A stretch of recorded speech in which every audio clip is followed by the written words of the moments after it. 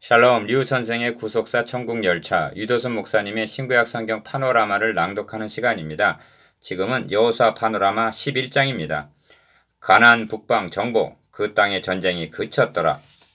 도표 해설 11장은 가나안의 북방을 정복하는 내용입니다. 11장의 도표를 보십시오. 하솔왕 야빈이 이 소식을 들었다고 말씀합니다.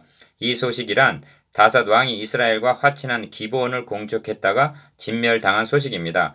하솔 왕도 화친하는 길과 대적하는 두 길이 있음을 듣고 알았으나 그는 여러 왕과 연합하여 싸우려고 진쳤더라고 말씀합니다. 그들의 수가 많아 해변의 수단 모래 같았으나 4절 여호와께서는 두려워 말라 그들을 몰살시키리니 하십니다. 성경은 기브온 외에는 화친한 성읍이 하나도 없었다고 말씀합니다.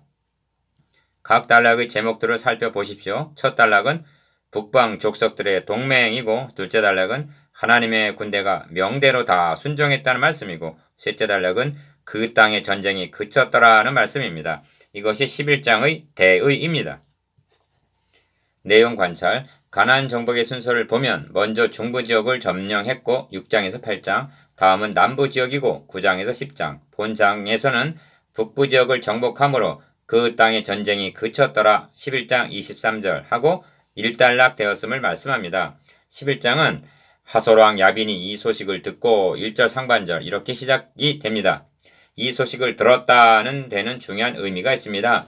이 소식을 들었다는 사실이 얼마나 중요하게 다루어지고 있느냐 하면 가나안 정복의 내용을 담고 있는 중심적인 장들인 9장, 10장, 11장이 한결같이 첫 절에서 들었다는 말을 전제로 시작하고 있는 것만 보아도 알 수가 있습니다. 그들은 진멸, 심판 당하기 이전에 먼저 이 소식을 들었다는 것입니다. 그렇습니다. 그렇다면 그들이 들은 이 소식이란 무슨 소식일까요? 9장 1절은 모든 왕이 이 일을 듣고 라고 합니다. 이 일이란 이스라엘이 여리고와 아이성을 정복했다는 소식이었습니다. 10장 1절도 예루살렘 왕 아도니색이 듣고 라고 합니다. 그는 무엇을 들었습니까? 여호수아가 아이를 취하여 진멸하되 여리고와 그 왕에게 행한 것 같이 아이와 그 왕에게 행한 것과 또 기브온 거민이 이스라엘과 화친하여 그 중에 있다함을 들은 것입니다. 그는 멸망과 구원 이 두 가지 소식을 그는 들었습니다. 본문 11장 1절에서 하솔왕 야빈이 이 소식을 듣고 한 이 소식이란 이상에서 말씀한 즉 대적하다가 멸망당한 소식과 화친하여 살아남게 되었다는 소식에다가 또 10장에서 말씀하고 있는 다섯 왕이 화친하는 길을 택하지 않고 무모하게 대적하다가 한 사람도 남김이 없이 진멸당한 일까지 포함되어 있는 것입니다. 좀 더 살펴볼 필요가 있습니다. 여리고성에 거주하던 기생 라합은 너희가 애굽에서 나올 때 여호와께서 너희 앞에서 홍해물을 마르게 하신 일과 너희가 요단 저편에 있는 아모리 사람의 두 왕 시온과 옥에게 행한 일 곧 그들을 진멸시킨 일을 우리가 들었음이라고 말합니다. 2장 10절 이는 특별히 라합만 듣게 된 것이 아니라 여리고성의 모든 백성들과 가나안의 모든 왕들이 다 듣고 알고 있었으리라는 것이 자연스러운 일입니다. 5장 1절에서 요단 서편의 아모리 사람의 모든 왕과 해변의 가나안 사람의 모든 왕이 여호와께서 요단물을 이스라엘 자손들 앞에서 말리시고 우리를 건네셨음을 듣고 마음이 녹았고 정신을 잃었더라고 말씀하고 있는 것만 보아도 분명합니다.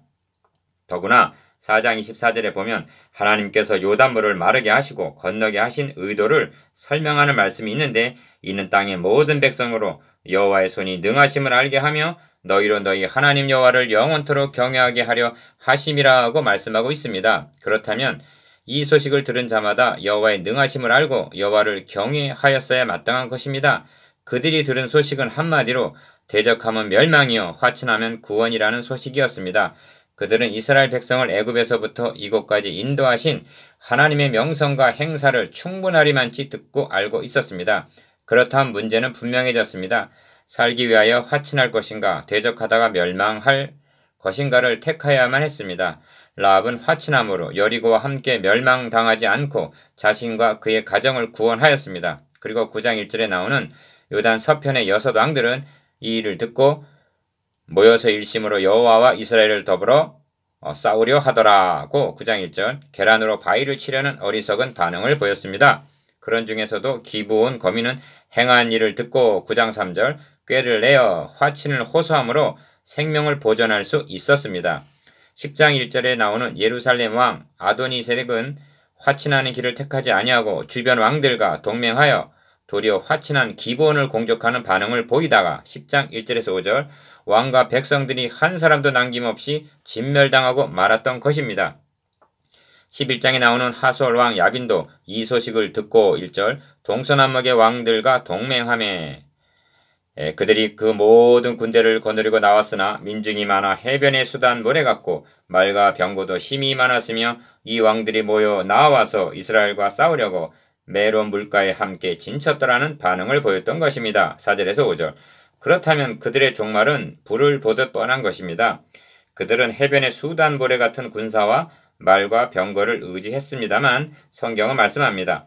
혹은 병거 혹은 말을 의지하나 우리는 여호와 우리 하나님의 이름을 자랑하리로다. 시편 20편 7절 그들은 한 사람도 남김없이 멸절되고 말았던 것입니다.